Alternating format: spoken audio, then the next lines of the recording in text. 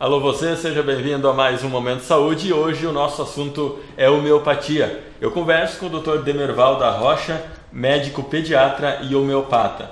Inicialmente, doutor, para nós definirmos para o nosso telespectador o que é a homeopatia. Então, a homeopatia é uma corrente de abordagem à problemática saúde e doença que lida com medicamentos que tem que ter a capacidade de provocar em voluntários sadios, durante a experimentação, sintomas parecidos com aqueles que a gente deseja curar ou aliviar na pessoa doente. Vem daí a expressão, então, criada, aliás, a expressão não criada, que vem desde o início da homeopatia, que é cura do semelhante pelo semelhante? Isso, exatamente. É homeopatia. Homeo, semelhante, patos, doença. Então, o medicamento tem que provocar um quadro semelhante a uma doença, no voluntário sadio, no voluntário cobaia. Isso. Semelhante aos sintomas que o doente nos traz quando vem à consulta. Ele iria criar anticorpos para as doenças ou não?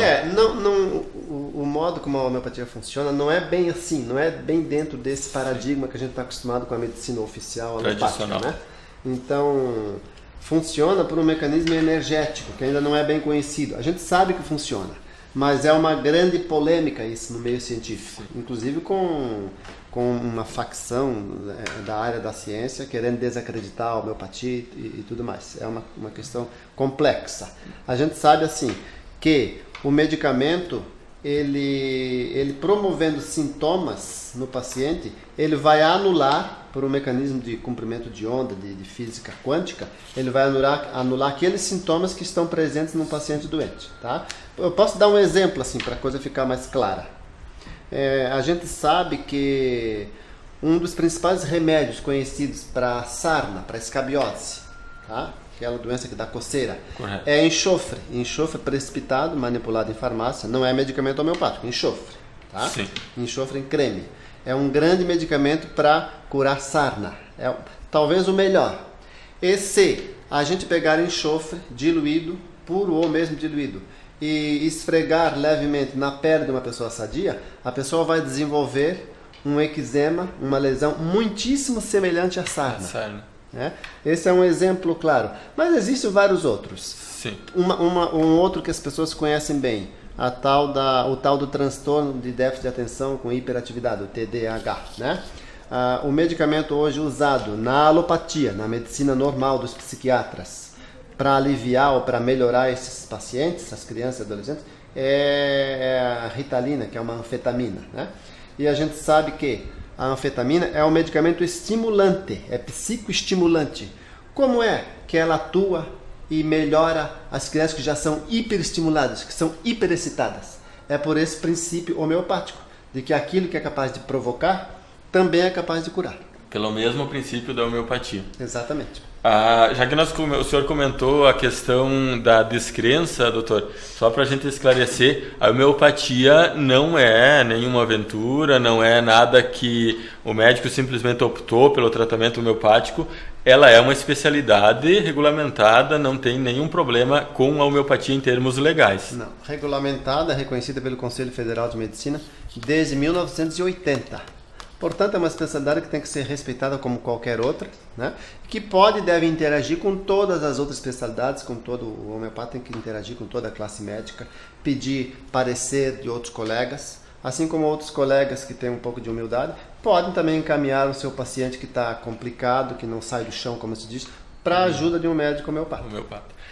Só para nós esclarecer mais um detalhe que confunde muitas pessoas, inclusive esse repórter, é a diferença entre homeopatia e fitoterapia, que é bastante confundido. Tá, mas são coisas bem diferentes, né? A fitoterapia lida com medicamentos somente de origem vegetal, né? A homeopatia lida com medicamentos de todos os três reinos, vegetal, animal e mineral, e outras coisas que as pessoas se assustariam se soubessem, mas são medicamentos excelentes.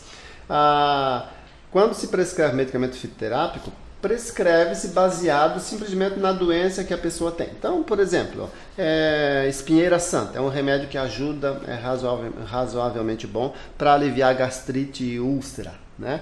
Isso independente de como o paciente é, de qual é o modo, como que é o caráter, a personalidade, o comportamento desse paciente. Na homeopatia é bem diferente. Para a gente prescrever uma medicação com esperanças de ter resultado, a gente tem que levar em conta não só os sintomas locais que a gente chama, que é a dor, que é a febre, que é o inchaço, que é etc e tal, mas como que é esse paciente, como que ele reage a essa doença, como que é o temperamento dele, como que ele é psicologicamente em família, nos relacionamentos, como que ele lida com o clima, se ele se afeta pelo frio, pelo calor, etc e tal, se ele melhora na beira da praia ou piora, se ele melhora dormindo, melhora caminhando, piora quando acorda de manhã ou quando vai deitado. Então é uma série, a homeopatia trata de sintomas de maneira muitíssimo detalhada. Inclusive coisas que às vezes não interessam para o médico alopata, que simplesmente ele passa batido, para a homeopatia pode ter relevância máxima. A gente pode encontrar o sintoma pode encontrar o medicamento naquele sintoma que seria desprezível, mas para a homeopatia não é. Por quê? As pessoas precisam entender. Porque quando o medicamento homeopático é experimentado em voluntário sadio, e eu fui um voluntário sadio quando eu fiz a minha pós-graduação na homeopatia, eu fui um cobaia de experimentar medicamentos que eu nem sabia o que era, e na experimentação científica, o experimentador não pode saber o que é que está tomando. O experimento tem que ser cego, como a gente diz. Então, nessas experimentações, o medicamento hiperdiluído, ele provoca sintomas muito esquisitos, coisas estranhas, muda ligeiramente às vezes, ou às vezes muito bruscamente, o modo da pessoa ser. A pessoa que era muito calma passa a ser muito irritada, por exemplo. A pessoa que era muito estabanada passa a ficar calma, mais serena durante a experimentação. Então, como o medicamento desencadeia esse tipo de reação no experimentador sadio, quando a gente encontra sintomas assim, sabe, que são sutis no paciente que vem nos consultar, então a gente compara o que o paciente nos traz com o que o medicamento provocou no experimentador. Por isso que a homeopatia tem essa sutileza. É nesse detalhe que trabalha em cima da cura.